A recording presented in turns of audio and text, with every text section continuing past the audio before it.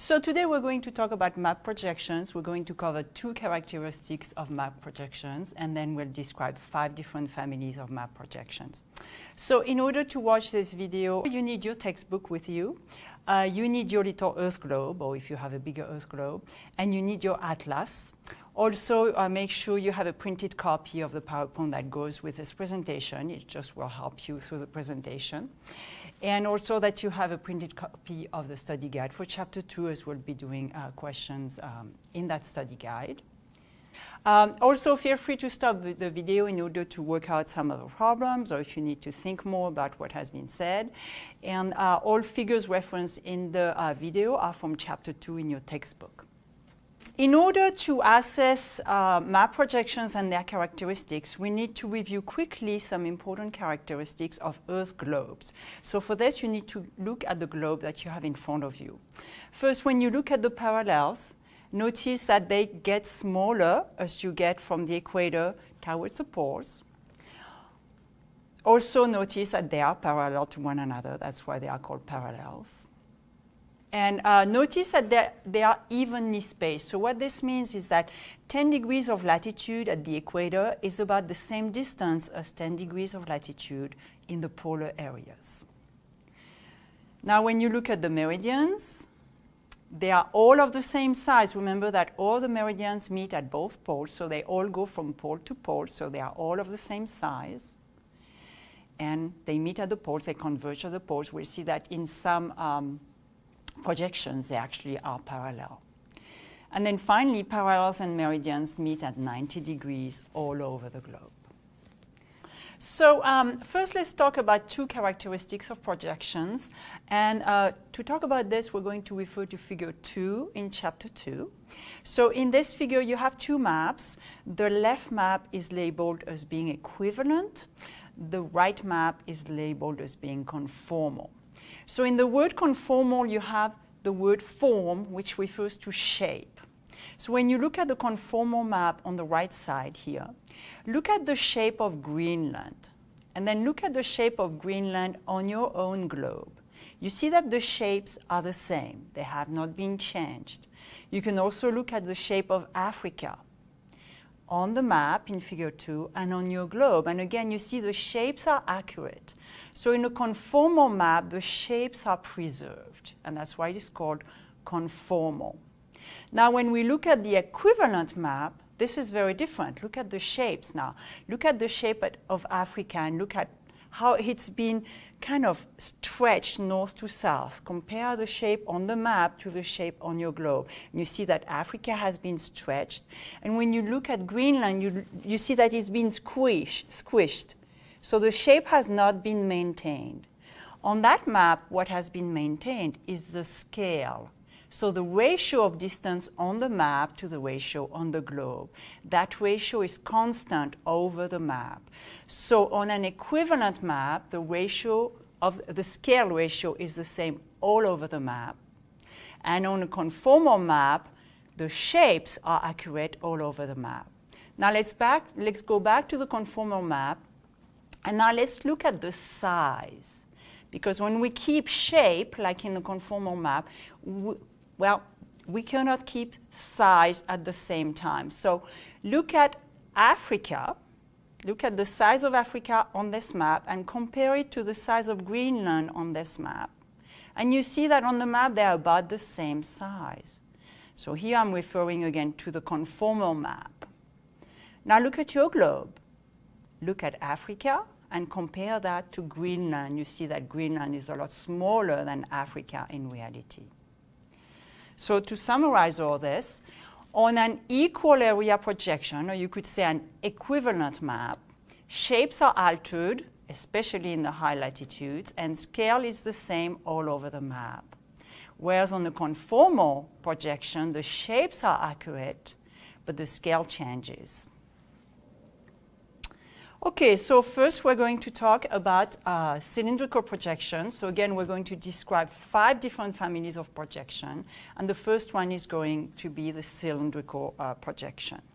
So actually, before we even start talking about the cylindrical cylindrical projection in particular, I just want to say a few words about projections in general. So in a map projection, what we're doing is we're trying to transfer the information from a rounded Earth onto a flat piece of paper.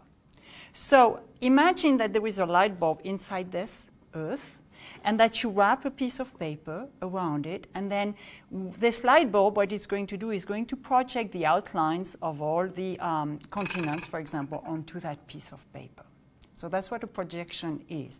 And we can actually figure out that mathematically as well, and that's what we do nowadays. We don't just, have a globe with a light bulb and just draw on a piece of paper. But it's nice to have the demonstrations so you understand how this is done.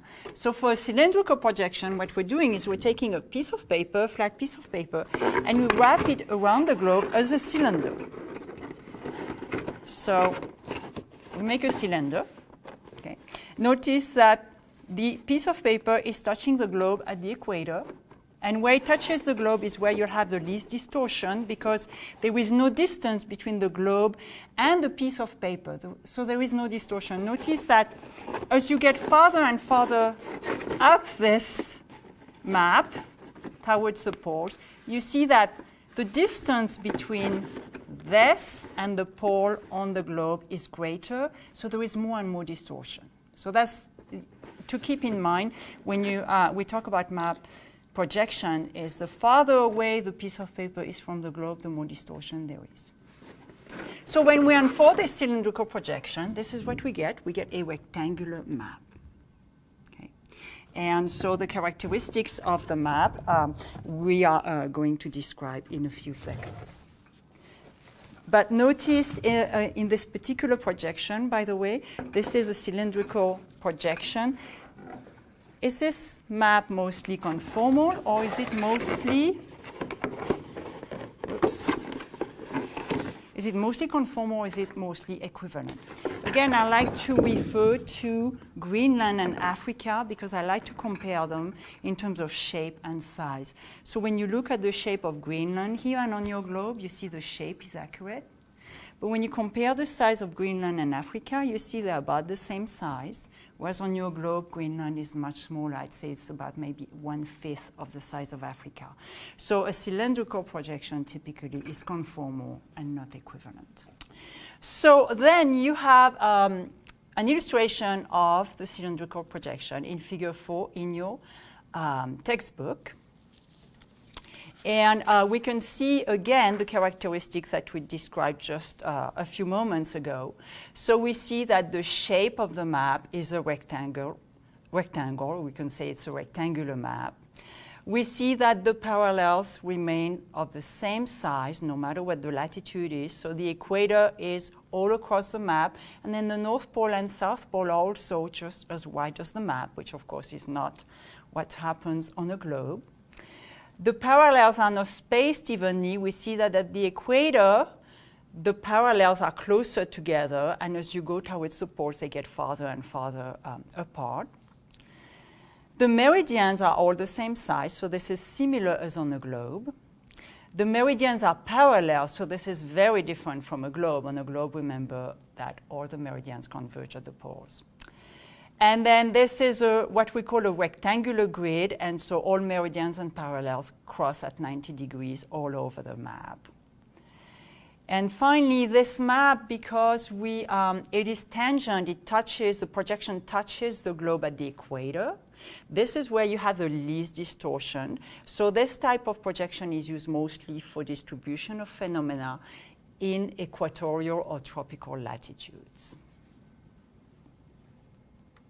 So next, so this slide has a summary of the characteristics that we have just described. So I'm posting them here, and you can take time to fill out the blanks in your slide. And if you need to, you can pause the presentation at this point.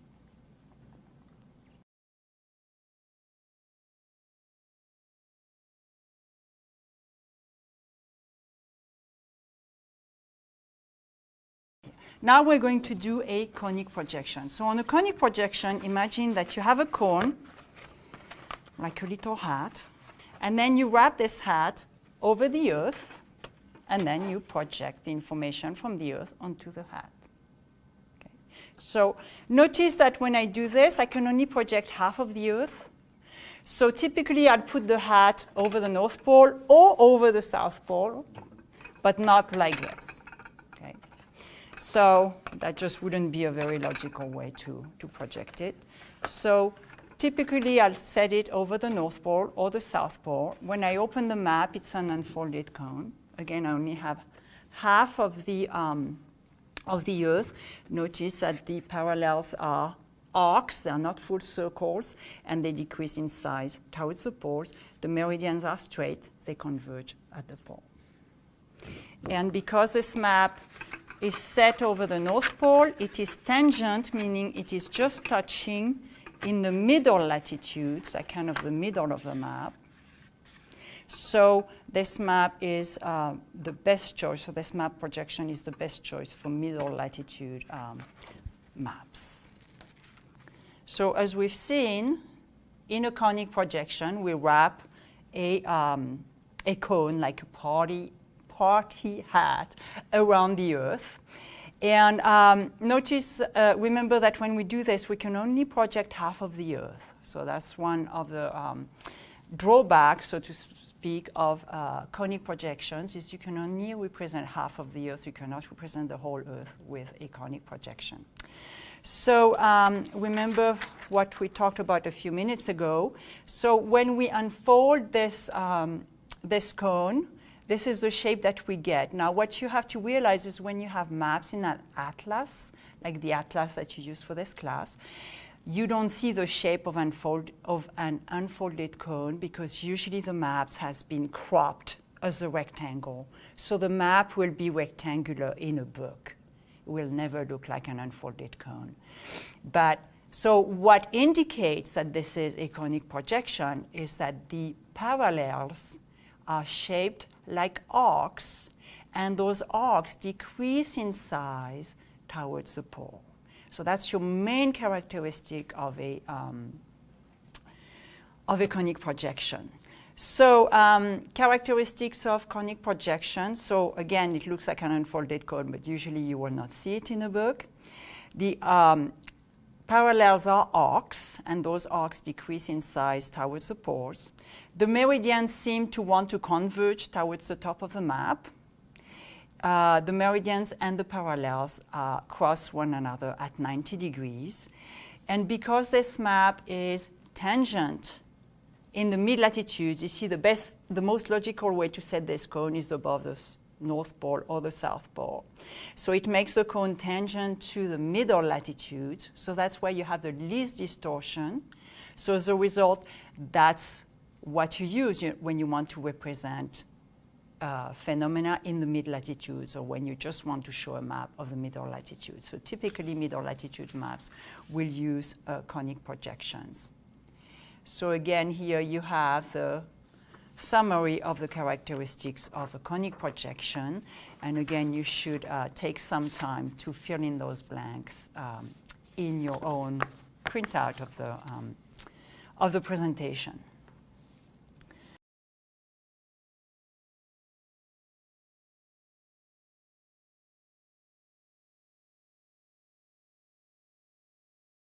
Now for the planar projection, I take a flat piece of paper, and here it's been made as a circle.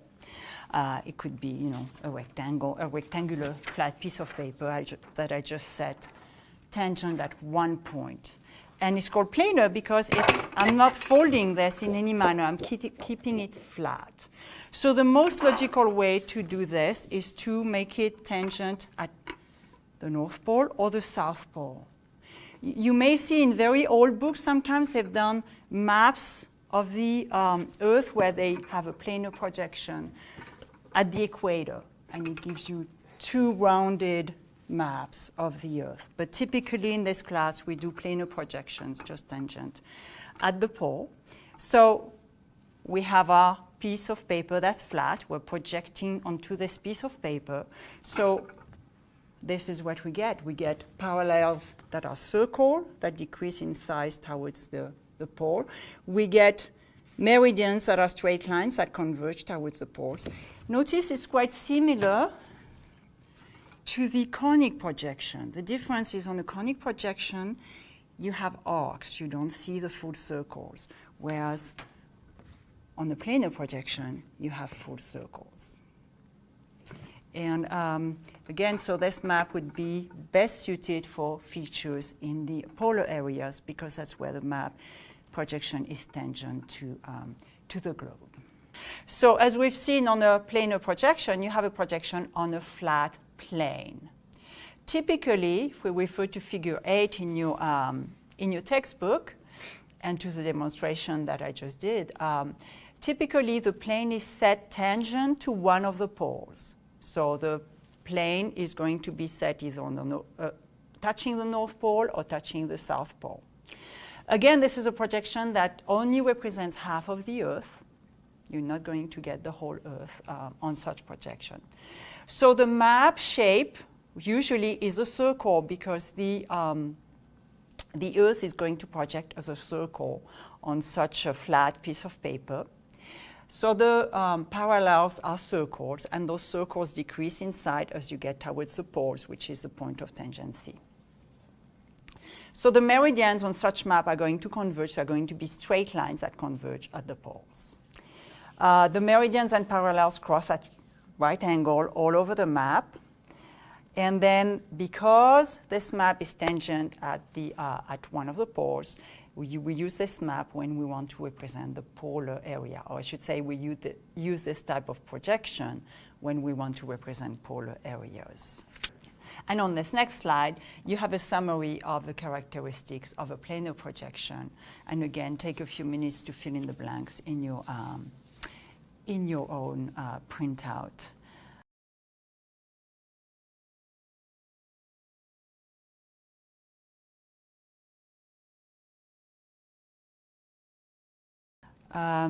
Another note I want to make about the planar projection in an atlas, it's the same, it's similar to a conic projection in the sense that the map will be cropped out as a rectangle again, but usually you will see full circle rather than seeing just arcs. Okay, the next type of projection that we're going to talk about is an oval projection. Now this one, I cannot do a demonstration with a globe and pieces of paper because this is a purely mathematical projection. So I can't really represent it like we've done with the previous ones. But if you look at figure 6 in your textbook, you see some important characteristics of oval projections. So they are called oval projections because the map looks like roughly like an oval. It's not a perfect oval, but it looks roughly like an oval. Notice that the size of the parallels decreases with as they get closer to the pole. So this is similar to a globe. Notice that the meridians tend to want to converge above and below the map. So they show some convergence. They are not parallel, so they show some convergence like on a globe. But notice that the meridians are not all the same size. So the central meridian on this particular map, the one that goes through West Africa and then Western Europe, because that's actually the Greenwich meridian that's represented in the middle. Notice it's a straight line from the top of the map to the bottom of the map. At the edges of the map, you see you have the meridians that are curved, so they are much longer because they go from the top of the map to the bottom of the map, but not in a straight line, in a curved line. So the meridians are not all the same size in such projection. Relationship between the meridians and parallels, they cross at right angle, but not everywhere. Only along the central meridian, which is the vertical line in the middle, the Greenwich meridian, and only along the equator, which is the middle horizontal line, the longest one in the middle. This type of map is used when we want to represent distribution of phenomena over the whole world. Notice that if we try to assess if this is more conformal or more equivalent, again, just look at Greenland, compare the shape of Greenland to the shape of Greenland on your globe. You see that Greenland has been squished So this is not a conformal map. This is more of an equivalent map, meaning that it keeps the same scale ratio all over the map. And when we want to represent distribution of phenomena worldwide, equivalent maps are better suited. The reason is it gives equal size ratio to all the continents. Imagine if you wanted to represent the distribution of continental glaciers, which are mostly in Greenland, in northern Canada, in Alaska, and in Antarctica. If you did it on a cylindrical map, then you would have the impression that there are many more continental glaciers on Earth than there really are. So that's why when we want to represent worldwide phenomena, things that we want to show the distribution worldwide, we choose the oval projection. So on the next slide, you have a summary of the characteristics of oval projection. So again, they look like an oval. That's your main really feature here that you should be able to identify. The parallels are lines that decrease in size towards the poles. The meridians are curved. They tend to want to converge above the map, and they are of unequal sizes. And again, you only have 90-degree angles along the central meridian and along the central parallel. And we use these maps for distribution of worldwide phenomena. So another option for representing worldwide phenomena is what we call an interrupted projection. And this is used like if we are purely focusing on continental areas, on land areas. So we don't really look at what's going on over the oceans. So what we do is you can think of it as imagine an orange. So imagine an orange is your globe. And imagine cutting your orange in half and then take all the flesh out. So now you have two halves of a globe. What do you need to do to flatten that orange? If you make a few cuts, in that peel, in that orange peel, you're able to flatten it. So that's what's happening here. What we do is we make a few cuts over the oceans, and that enables us to flatten the Earth in a way that is such that we don't have as much distortion, either in shape or in scale. So the interrupted projection is called interrupted because you have interruptions over the oceans, and you can think of it as they are like cuts that you've made on the globe to try to flatten it. So with all this in mind, now I have some multiple choice questions for you to answer. So this particular map uses what type of projection? So when you look at this map, you see that it has what we call a rectangular grid, meaning that the parallels and meridians are straight lines that cross at right angle. And then the map itself is rectangular. So these are the indications of a cylindrical projection. Next question, what type of projection does this map uses? Well, you see that the parallels form arcs, and then the meridians kind of, they converge towards the top. So that is typical of a conic projection. This one, so you see you have the whole map here, and you see that the parallels are circles. They decrease in size towards the pole, and actually the center is the North Pole. So this would be typical of a planar projection. This next map has the shape of an oval. So you see the meridians that are curving, and they curve more towards the edges of the map. So that's typical of an oval projection, of course. And then this one has interruptions, so that's your interrupted projection. Then in this next question, I'm asking you to identify the main characteristics of the map, meaning what characteristics enable you to identify the type of projection. So in this particular case, you see that you have parallels that form circles, and those circles decrease in size towards the pole. And as we saw earlier, this is typical of the planar projection. Main characteristics of this projection, well, the main characteristics is that the meridians and parallels form a rectangular grid, and so you get little rectangles where all the parallels and meridians meet. So this is typical of a cylindrical projection, and the main characteristic is a rectangular grid. And then on this one, you have parallels that form arcs that decrease in size towards the poles, although because the map has been crossed out, it's hard to say that they are decreasing in size towards the poles. But an indication is that the meridians are converging off the map.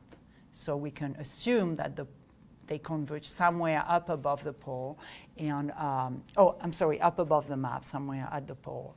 And these are the characteristics of this conic projection. So the main characteristics, parallels form arcs that decrease in size towards the poles. Main characteristic of this map, well, the meridians are curved.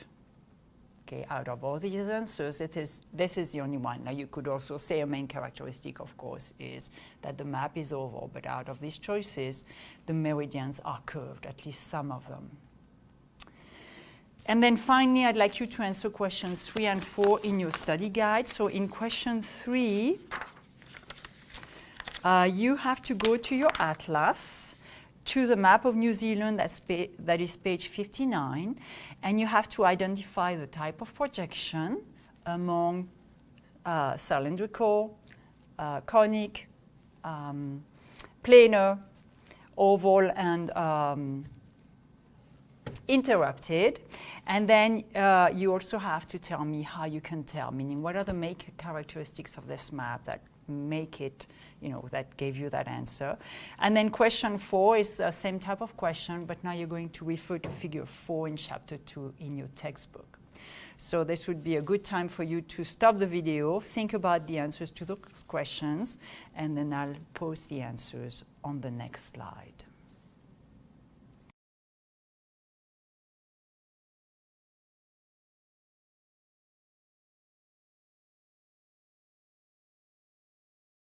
So question 3, that was a conic projection. The parallels are curved, they form arcs, and the meridians converge off the map to the south. And then for question 4, that's a conformal projection. Actually, the question, is this a mostly conformal or equivalent projection? It's a conformal projection. You can see that the shape of Greenland is accurate, but it is also too large compared to Africa. And then the type of projection is cylindrical because of the rectangular grid. So this ends our short video on map projections.